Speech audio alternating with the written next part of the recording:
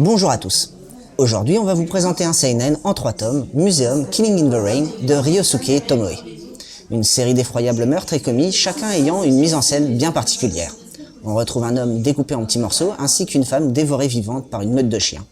Le seul point commun entre ces meurtres est un morceau de papier retrouvé sur les lieux des crimes, portant une inscription qui résonne comme une sentence. Le lieutenant Sawamura et le sergent Nishino se voient donc confier ces affaires et ils n'ont que très peu d'indices pour pouvoir les résoudre.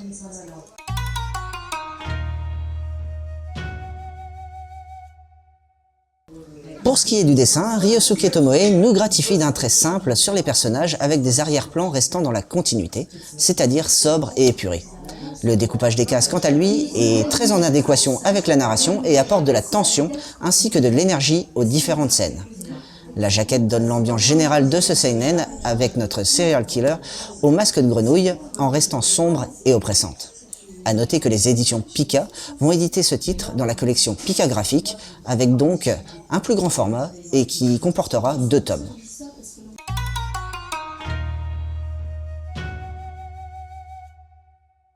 Museum a tout d'abord été prépublié dans le Young Magazine pour être ensuite publié en 2013 chez la Kodansha.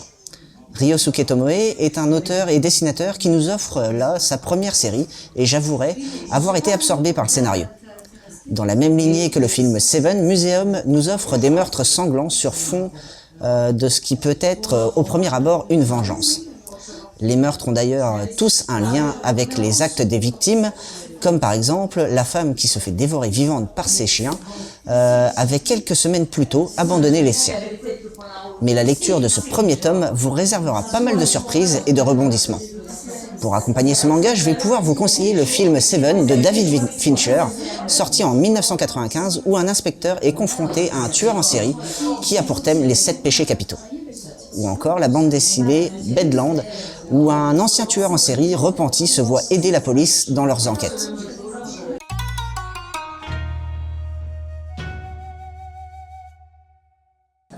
En résumé, Museum Killing in the Rain est un seinen de Ryosuke Tomoe où l'on va suivre le lieutenant Sawamura et le sergent Nishino qui vont être confrontés à une série de meurtres effroyables, tous reliés par des morceaux de papier sur lesquels un verdict est inscrit.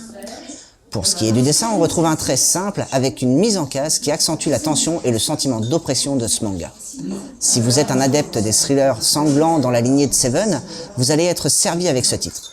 C'est un seinen de chez Pika Édition que vous pouvez vous procurer pour 8,05 €. Sur ce, bonne lecture à tous.